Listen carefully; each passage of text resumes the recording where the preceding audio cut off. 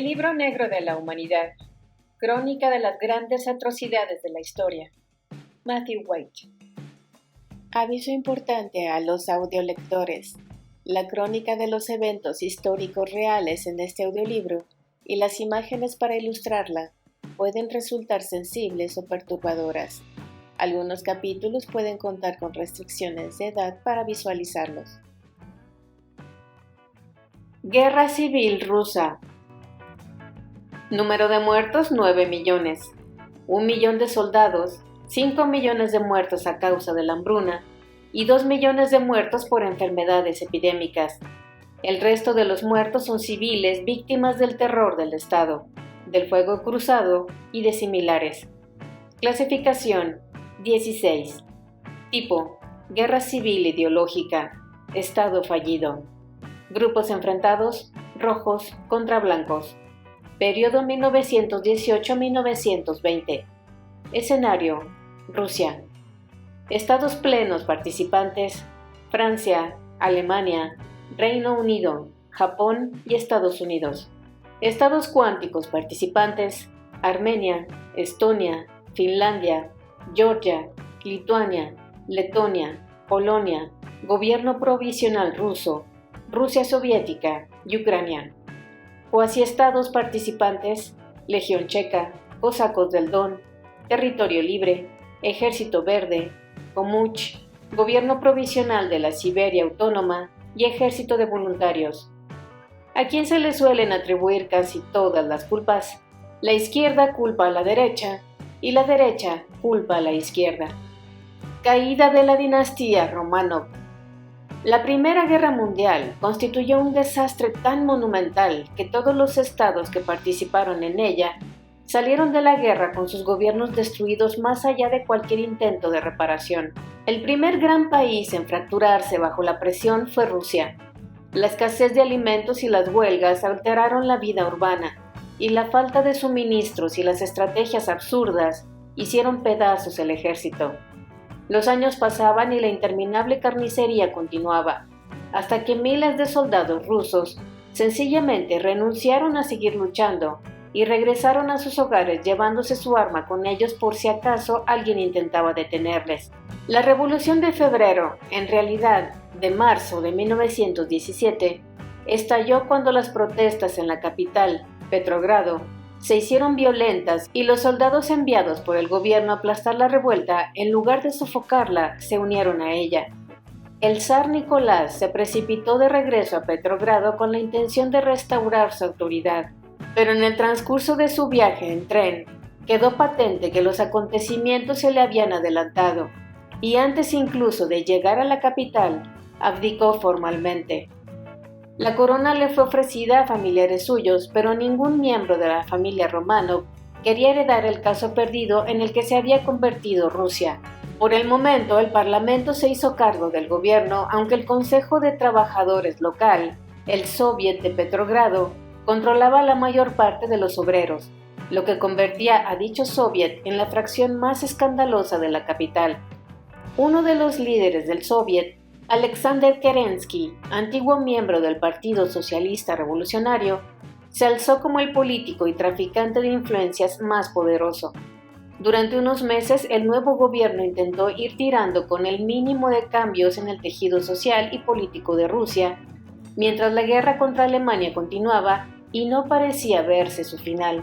En 1903, un cisma había dividido a los socialistas rusos y dado lugar a la aparición de una minoría moderada y de una mayoría radical. La historia conoce, por lo tanto, a los radicales con el nombre de bolcheviques, el término ruso que designa mayoría, mientras que a los moderados se les conoce con el nombre de mencheviques, el término ruso que designa minoría. El líder de los bolcheviques era un intelectual trabajador y apasionado, carente de cualquier sentido del humor, que había nacido con el nombre de Vladimir Ulyanov, y al que se le conocía desde hacía tiempo con el alias de Lenin. Obligado a exiliarse de Rusia a causa de su actividad revolucionaria, llevaba muchos años yendo y viniendo por Europa. Tras el estallido de la Primera Guerra Mundial, los partidos socialistas de toda Europa se habían alineado tras sus diversos gobiernos nacionales para apoyar la guerra. En lugar de unirse en grupos transfronterizos para forzar el fin de la locura, Lenin maldijo la debilidad patriótica de los socialistas europeos y no tardó en convertirse en una molesta presencia en todo el continente, hasta que encontró refugio en Suiza, un país neutral. Después de la Revolución de Febrero, los prisioneros políticos y los exiliados del régimen del zar fueron bien acogidos de nuevo en su país. Los alemanes permitieron que Lenin y su séquito viajaran a través de Alemania hasta el mar Báltico, desde donde Lenin regresó a Petrogrado, pasando por Suecia, otro país neutral. Lenin empezó de inmediato a crear agitación exigiendo la adopción de un programa político radical, en el que lo primero de la lista era sacar a Rusia de esta guerra sin sentido. Mientras el frente de batalla ruso seguía deteriorándose, los bolcheviques, liderados por Lenin, fueron ganando apoyos y fortaleciéndose, hasta que por fin tomaron el control del gobierno en la Revolución de Octubre o Noviembre de 1917. A lo largo de los meses siguientes consolidaron su control sobre el gobierno y después trasladaron la capital al interior del país, a Moscú, a fin de alejarse de los ejércitos alemanes y de las masas rebeldes que amenazaban al ejecutivo en Petrogrado. En diciembre, Lenin solicitó un alto al fuego y empezó a negociar las condiciones de la rendición. En virtud del Tratado de Brest-Litovsk, que se firmó en marzo de 1918, la Rusia soviética aceptaba la derrota y renunciaba a las provincias del Báltico, de Ucrania y de Bielorrusia, cediéndoselas a la ocupación alemana. La Guerra Civil. La mayor parte de los libros de historia se detienen en este punto y hacen un salto adelante pasando de largo los años siguientes de la historia de Rusia. En este punto, todo lo que afectaría al resto del siglo XX ya había ocurrido. Rusia era comunista y estaba fuera de la guerra.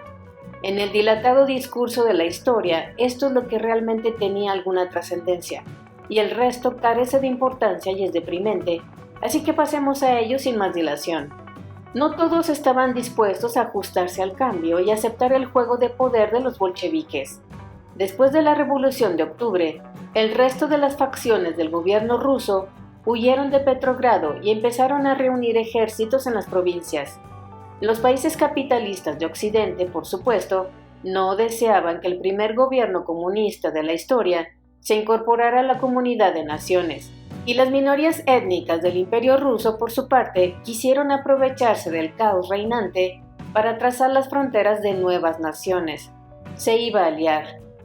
La cronología de la Guerra Civil puede reducirse a unos pocos y sencillos hitos, cada uno de ellos separado del otro por aproximadamente un año.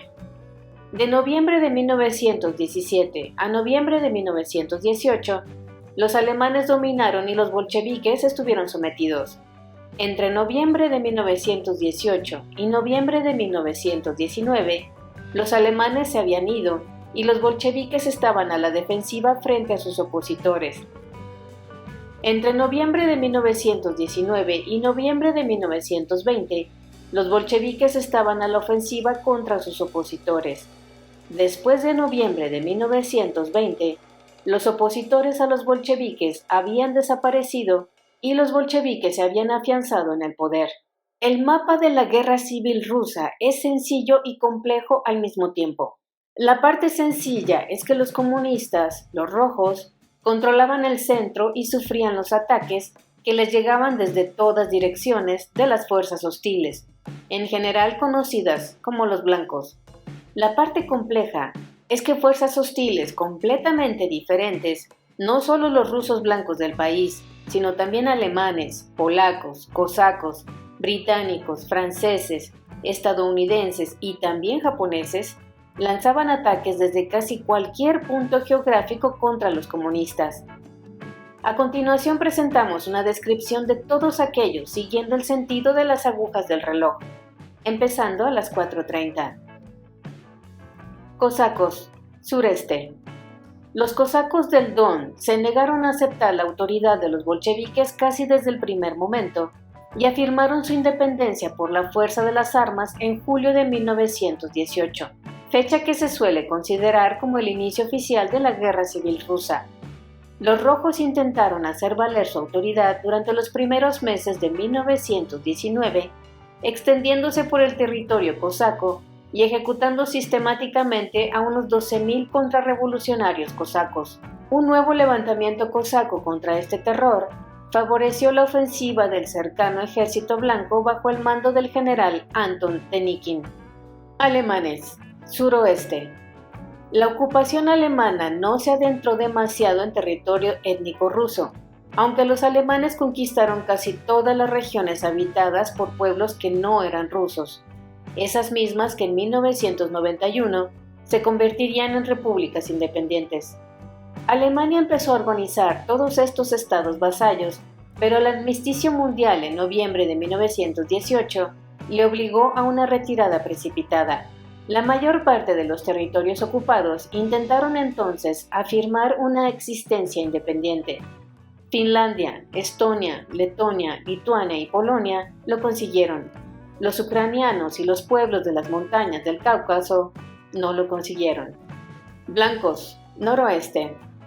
Tras la salida de los alemanes de Rusia, el general Nikolai Yudenich se puso al frente de un pequeño ejército de blancos y desde Estonia marchó hacia Petrogrado en octubre de 1919. Aunque durante algunas semanas este ejército fue una punta de lanza mortal dirigida contra el tambaleante régimen bolchevique, las tropas de Yudenich serían rechazadas más o menos al mismo tiempo que fracasaban otras ofensivas de los blancos en otras regiones. Aliados, norte. En julio de 1918, unos pocos miles de soldados británicos y estadounidenses empezaron a llegar a los puertos subárticos de Arjángelsk y Múrmansk, con la misión de proteger una gran cantidad de material bélico que había sido almacenado allí por los aliados e impedir que cayera en manos de los alemanes o de los bolcheviques. A medida que aumentaba el caos en Rusia, también lo hacía esta guarnición. Todos y cada uno de los países de Occidente querían ganarse una plaza en la conferencia de paz que suponía que acabaría teniendo lugar, y tal vez además hacerse con valiosas concesiones comerciales y colonias en el interior de la nueva Rusia. Por este motivo, el resto de los aliados, australianos, franceses, canadienses, italianos, serbios y unos cuantos más, enviaron asimismo pequeñas unidades. Los aliados empezaron a marcar perímetros defensivos alrededor de los puertos, y al cabo de poco tiempo se encontraron librando combates en toda regla, aunque esporádicos y a regañadientes, contra los bolcheviques. Nadie esperaba en serio que estas tropas aliadas pudieran influir en el resultado de la guerra civil, así que pasados un par de años, al ver el rumbo que tomaba Rusia, los aliados abandonaron por fin los puertos del norte de Rusia. La batalla contra los bolcheviques se cobró la vida de 304 estadounidenses, más del doble de los soldados que murieron en combate en la Guerra del Golfo de 1991. Pero a los estadounidenses no les gusta hablar de ello, sin duda porque perdieron, pero acaso también porque esta intervención parecía justificar la paranoia soviética de la Guerra Fría. En la lista oficial de las guerras en las que ha participado Estados Unidos, nunca aparece la Guerra Civil Rusa. Blancos, este. Posiblemente el rótulo más difícil de entender en cualquier mapa de la Guerra Civil Rusa sea el que señala la aparición de un ejército checo al mando de un almirante ruso que protagonizó una campaña en el centro de Siberia, a miles de kilómetros tanto de Praga como de cualquier océano navegable. Durante la Primera Guerra Mundial, los aliados crearon la Legión Checa, formada por 60.000 prisioneros eslavos y desertores del ejército austrohúngaro, que fue enviada al frente ruso con la misión de participar en la liberación de Bohemia, sometida todavía al dominio del Imperio austriaco. Ahora bien, los bolcheviques, tras retirar a Rusia de la guerra, ya no necesitaban estas tropas y la Legión Checa fue enviada a reunirse con los aliados en otro lugar. El plan consistía en que los checos regresaran a la guerra dando un rodeo por Siberia y utilizando el Transiberiano para llegar hasta el Océano Pacífico, la única ruta que no estaba bloqueada por los alemanes. En una de estas estaciones del Transiberiano, los miembros del soviet local intentaron desarmar a los checos y los pusieron furiosos. Los checos dieron media vuelta y emprendieron el regreso a Rusia combatiendo a lo largo del ferrocarril. Con el tiempo, se convertirían en la columna vertebral de los ejércitos blancos en el este. El almirante que sale en los mapas de Siberia era Alexander Kolchak, que había ocupado el mando de la flota rusa del Mar Negro, del que había dimitido en 1917, justo antes del ascenso al poder de los bolcheviques. Vagó por un tiempo entre las comunidades de exiliados rusos y acabó organizando los ejércitos antibolcheviques en Manchuria. Después se trasladó a Omsk, donde se puso al frente del Ministerio de la Guerra del gobierno conservador de Rusia. En noviembre de 1918, el almirante Kolchak, después de protagonizar un golpe de Estado, se hizo con el poder de Omsk y durante todo el año siguiente fue considerado por el resto del mundo el jefe de Estado oficial de Rusia. No obstante, su ofensiva contra los bolcheviques en noviembre de 1919 fracasó y Kolchak abandonó Omsk. Al llegar a enero de 1920, los blancos habían retrocedido a lo largo del ferrocarril transiberiano hasta Irkutsk, donde quedaron atrapados cuando el gobierno local cambió de manos. La Legión Checa entregó a Kolchak a las nuevas autoridades a cambio de la garantía del regreso de las tropas sanas y salvas a su país de origen. Y los rojos lo mataron a tiros y arrojaron su cadáver al río más cercano. Aliados, Extremo Oriente. Otra fuerza expedicionaria aliada, formada por franceses, británicos y estadounidenses, ocupó el puerto de Vladivostok, en la costa del Pacífico, y los territorios siberianos a su alrededor. Las primeras unidades de zapadores habían llegado durante la Primera Guerra Mundial para colaborar con el funcionamiento del ferrocarril transiberiano, y otras le siguieron más tarde. También llegaron 70.000 soldados japoneses para participar en la ofensiva. Japón pasó los primeros 50 años del siglo XX intentando conquistar la costa pacífica de Asia. Los japoneses ya se habían apoderado de Corea y de Taiwán, y no tardarían en lanzarse contra China. Mientras tanto, y aprovechando el caos reinante, invadieron Siberia, un territorio que al final, un año después de la retirada del resto de los aliados, se verían obligados a abandonar. Komuch, sureste. Durante un tiempo, la ciudad de Samara hospedó un gobierno socialista llamado Komuch, una palabra que es la contracción del término ruso que designa comité y de algo que empieza con uch. El Komuch lo componían refugiados y miembros de la legislatura de Petrogrado, en un número que les permitía reivindicarse como el gobierno legítimo de toda Rusia. Aunque controlaba la mayor parte de la cuenca del Volga, era demasiado moderado y no logró reunir demasiados apoyos. Después de que los bolcheviques derrocaran este gobierno en Samara, el gobierno provisional de la región autónoma de Siberia absorbió lo que quedaba del ejército en retirada. Turkestán, extremo sureste.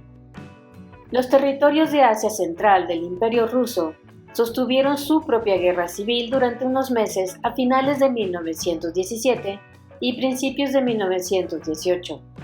Cuando los nacionalistas musulmanes y los comunistas se disputaban qué dirección tomar para liberarse de su pasado imperial ruso, los rojos salieron victoriosos de esta lucha y los ejércitos blanco y británico respondieron lanzando un inútil ataque desde Irán.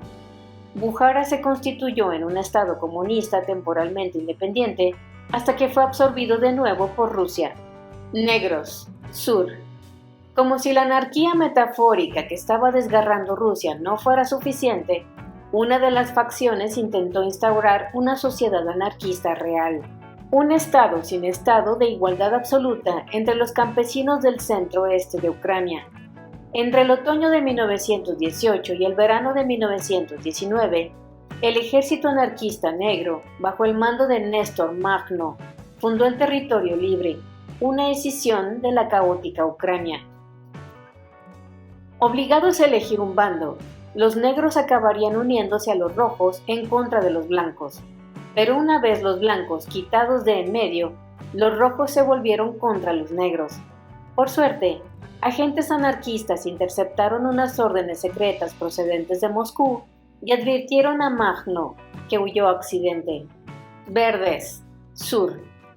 Los campesinos ucranianos, hartos de los blancos, demasiados antiguos terratenientes, y de los rojos, que fusilaban sacerdotes y confiscaban propiedades, se unieron para formar el Ejército Verde bajo el mando de un cosaco llamado Nikifor Grigoriev.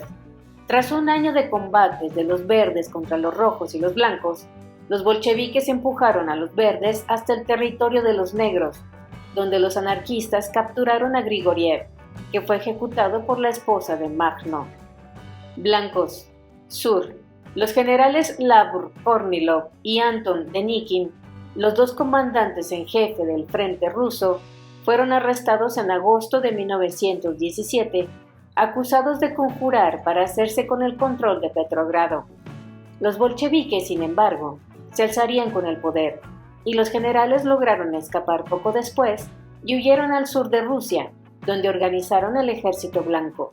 Tras la muerte de Kornilov en abril de 1918, Denikin asumió el mando. Entre mayo y octubre de 1919, Denikin estuvo a la ofensiva, pero una victoria roja en Orel le obligó a retirarse, muy debilitado y dejando tras él en su retroceso todo un goteo de desertores por el camino. Al llegar al mes de marzo de 1920, el remanente de su ejército fue arrinconado en Crimea. En abril, Denikin le entregaba el mando de su ejército a su lugarteniente, Piotr Wrangel, y se retiraba a Francia. Wrangel reconocía por fin la derrota y en noviembre de 1920, el resto de los blancos lograba salir de Crimea, no sin ciertas dificultades, a bordo de barcos franceses y británicos. Pogromos. Sur.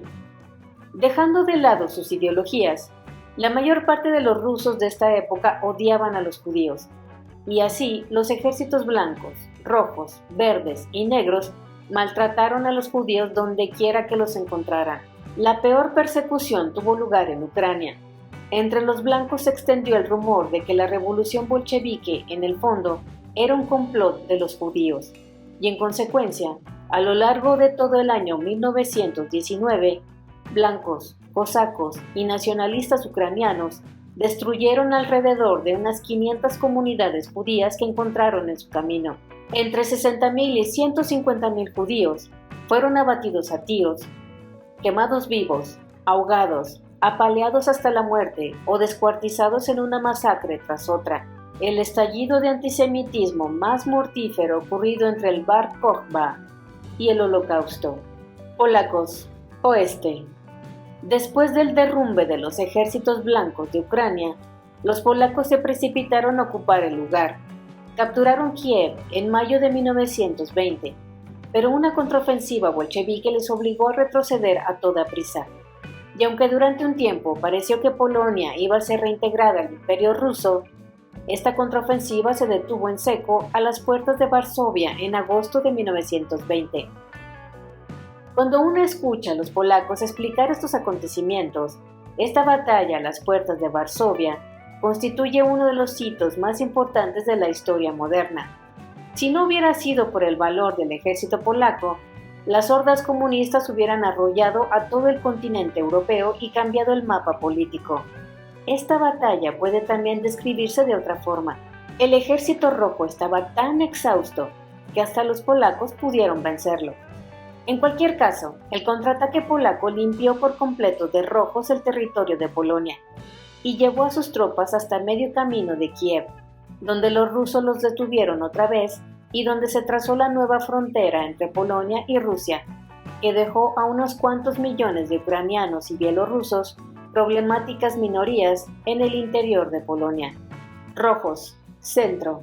Enfrentado a una nación que se estaba desmoronando, la respuesta de Lenin a todos sus problemas consistió en fusilar a alguien.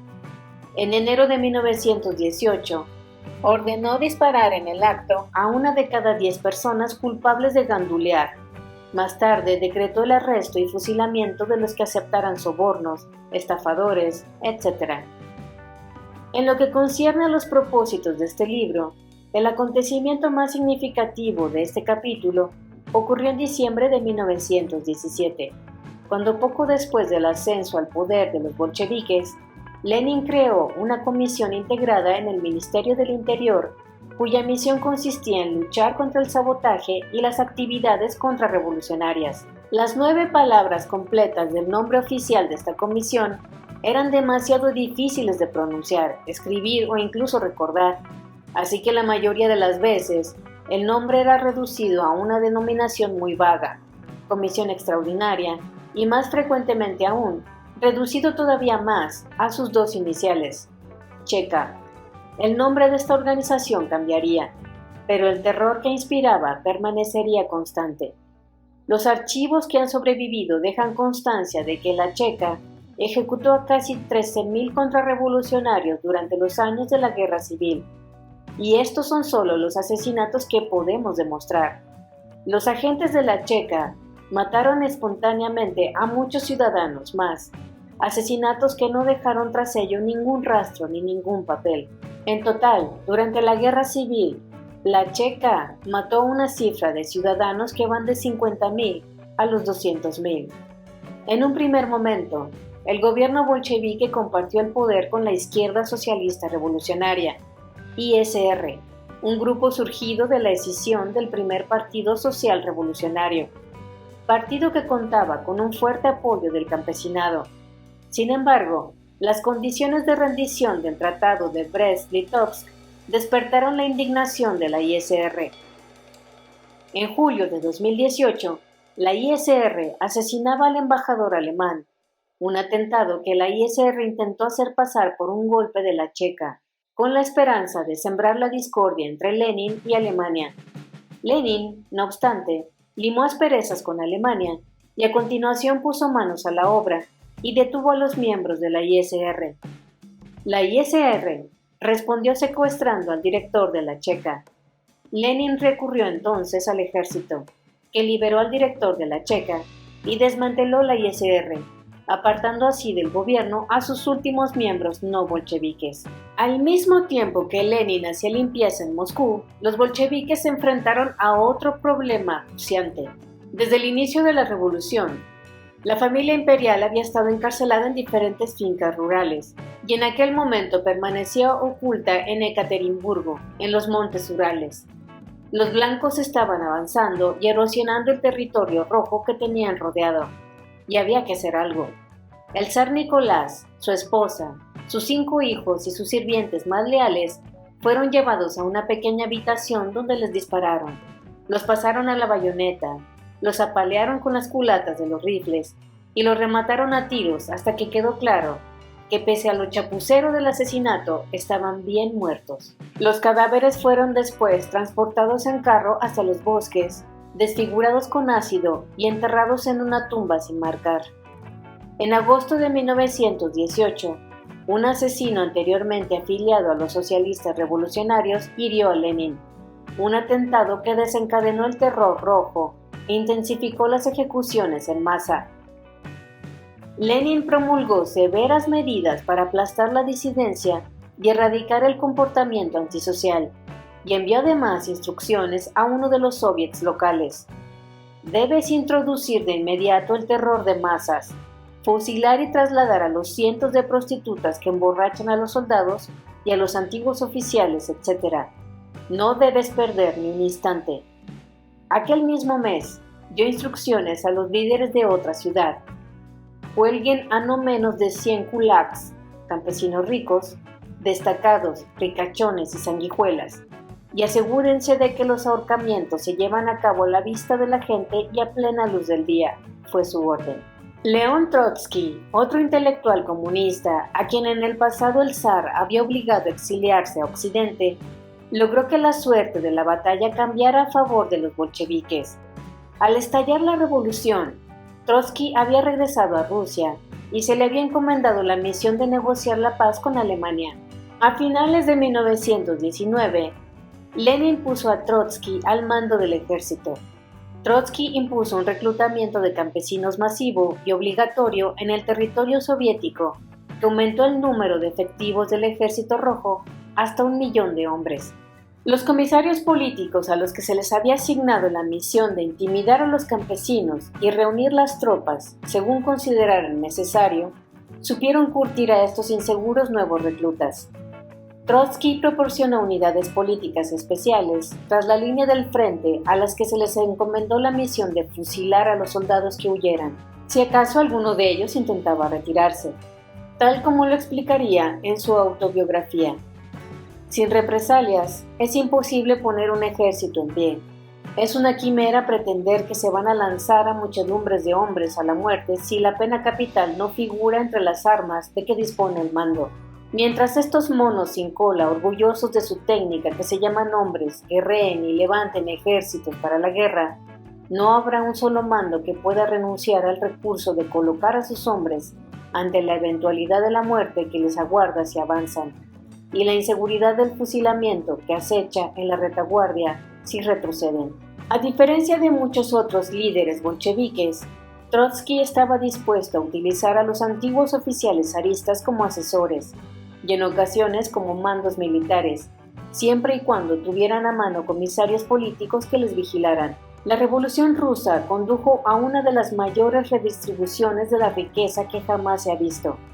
Aunque en su mayor parte, en esta redistribución, los comunistas no fueron puerta a puerta a requisar propiedades. Se limitaron a negarse a aplicar las leyes de la propiedad cuando los ciudadanos ordinarios le robaban sus posesiones a los ricos. Los campesinos cultivaban cualquier tierra que quisieran, a sabiendas que el gobierno no los expulsaría. Los obreros se hicieron con el control de las fábricas y la policía no los persiguió ni los expulsó. La gente cogía el ganado o se instalaba en edificios abandonados y no había nada que los propietarios pudieran hacer en contra de ello. Cualquiera que protestara era linchado por la turba o ejecutado sumariamente por la Checa. En los días que siguieron al final de la Primera Guerra Mundial, aparecieron repúblicas soviéticas también en Baviera y en Hungría, y por un leve momento Lenin tuvo la esperanza, y el resto del mundo temió, que todo aquello desembocara en una gigantesca oleada revolucionaria que se extendería al resto del mundo. Sin embargo, Baviera se derrumbó en mayo de 1919 y Hungría en agosto de 1919, y la epidemia del marxismo quedó confinada en el interior de Rusia. Cuando por fin se asentó la polvareda, 5 nuevos países alrededor de las costas del Báltico habían logrado independizarse de una Rusia muy debilitada. En otras regiones, los ejércitos bolcheviques prosiguieron su avance y absorbieron las otras pequeñas repúblicas aparecidas en los antiguos dominios del zar. En diciembre de 1922, todos los gobiernos comunistas locales que habían echado raíces a lo largo y ancho del antiguo imperio ruso fueron oficialmente aglutinados en el paquete de la Unión de Repúblicas Socialistas Soviéticas, la URSS. Legado. Hace una generación, la Revolución Rusa destacaba como el acontecimiento geopolítico más importante del siglo XX. Todos los grandes dictadores habían caído, las 2 guerras mundiales habían acabado y su importancia se iba desvaneciendo, y las guerras más recientes de la historia habían sido largas e infructuosas, pero la Unión Soviética permanecía y seguía cerniéndose ineludiblemente sobre todo el siglo, amenazando, luchando, creciendo y evolucionando. Las primeras turbulencias que habían dado nacimiento a la URSS eran fundamentales para la historia moderna. Hoy en día, la Revolución Rusa es una asignatura optativa de la historia antigua. Constituye un ejemplo excelente de cómo los cambios en el presente repercuten en el pasado y lo modifican. Desaparecida la Unión Soviética, las idas y venidas de los bolcheviques, mencheviques, rojos y blancos se han convertido en meros hechos triviales. Por otra parte, un acontecimiento secundario que las clases de historia en su mayoría pasaban por alto en mi época de estudiante ha adquirido ahora una mayor importancia. La decisión de 1922 de organizar el antiguo Imperio Ruso en una federación de repúblicas étnicas, teóricamente autónomas, solía parecer una operación de maquillaje. Nadie creía en serio que estas repúblicas, entre comillas, fueran otra cosa que provincias de un imperio ruso. Así que ni sus nombres ni sus fronteras tenían ninguna importancia. A los ciudadanos de la URSS siempre les llamábamos rusos y en muy raras ocasiones soviéticos. Todo el mundo sabía quién llevaba la batuta en realidad, Y entonces, en 1991, estas repúblicas declararon su independencia. Y de repente sí que importaba si Crimea estaba en la República Rusa o en la ucraniana, o si las patrias de chechenos, bielorrusos y tártaros tenían el estatus de Estado de pleno derecho, o cuántos armenios vivían en el interior de las fronteras de Azerbaiyán. De la Unión Soviética surgieron 15 países, y esta división hubiera podido ser mucho más turbulenta si no hubieran existido estas convenientes líneas de puntos a lo largo de los que cortar. Aún así, 5 pequeñas guerras estallaron porque hubo a quien no le gustaba cómo se habían trazado las fronteras de las antiguas repúblicas soviéticas.